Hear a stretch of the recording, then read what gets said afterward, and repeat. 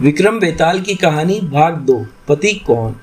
यमुना के किनारे धर्मलोक नामक एक नगर था। उस नगर में कंस नाम का राजा राज करता था। उसी में केवट नाम का एक ब्राह्मण भी रहता था। ब्राह्मण यमुना के तट पर जप तप किया करता था। उसकी एक पुत्री थी जिसका नाम मालती था। वह बड़ी रूपवती थी। जब वह ब्याह के योग्य हुई तो उसके माता पिता और भाई को चिंता हुई। संयोग से एक दिन जब ब्राह्मण अपने किसी यजमान की बारात में गया था और भाई पढ़ने गया था, तभी उनके घर में एक ब्राह्मण का लड़का आया। लड़की की मां ने उसके रूप और गुणों को देखकर उससे कहा कि मैं तुमसे अपनी लड़की का ब्याह करूंगी। होनहार की बात की, उधर ब्राह्मण पिता को भी एक दूसरा लड़का मिल गया और उसने उस लड़के को भी यही वचन दे दिया। उधर ब्राह्मण का लड़का जहाँ पढ़ने गया था वहाँ वे एक लड़के से यही वादा कराया।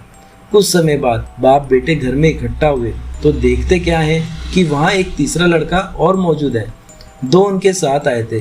अब क्या हो, ब्राह्मण, उसका लड़का और ब्राह्मणी बड़े सोच में पड़े।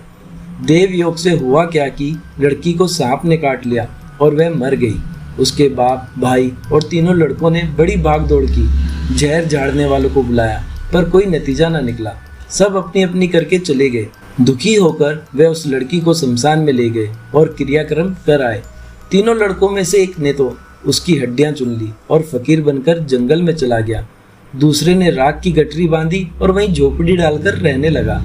तीसरा योगी होकर देश विदेश घूमने लगा। एक दिन की बात है, वह तीसरा लड़का घूमते घूमते किसी नगर में पहुंचा और एक ब्राह्मणी के घर भोजन करने बैठा। जैसे ही उस घर की ब्राह्मणी भोजन परोसने आई कि उसके छोटे लड़के ने उसका आंचल पकड़ लिया।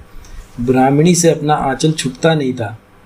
ब्राह्मणी को बड़ा गुस्सा आया। उसने अपने लड़के को झिड़का, मारा, पीटा, फिर भी वह न माना तो ब्राह्मणी ने उसे उठाकर जलते चूल्हे में पटक दिया। लड़का जलकर राख हो गया। ब्राह्मण बिना भोजन किए ही उठ खड़ा हुआ। घर वालों ने बहुत कहा पर वह भोजन करने के लिए राजी ना हुआ।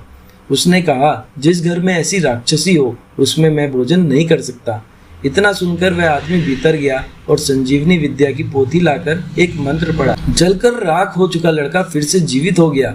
ये देखकर ब्राह्मण सोचने लगा कि अगर ये पोथी मेरे हाथ पड़ जाए तो मैं भी उस लड़की को फिर से जिंदा कर सकता हूँ। इसके बाद उसने भोजन किया और वहीं ठहर गया। जब रात को सब खा पीकर सो गए तो वह ब्राह्मण चुपचाप वह पोथी लेकर चल दिया।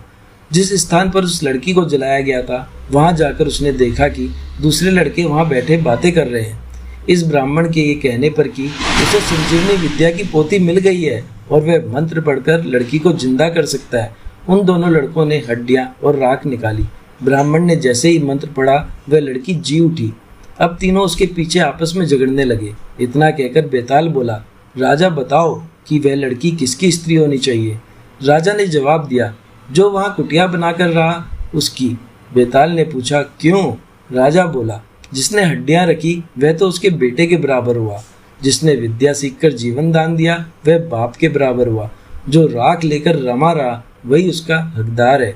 राजा का ये जवाब सुनकर बेताल फिर पेड़ पर जा लटका। राजा को फिर लौटना पड़ा और जब वह उसे लेकर चला तो बेताल ने तीसरी कहानी सुनाई।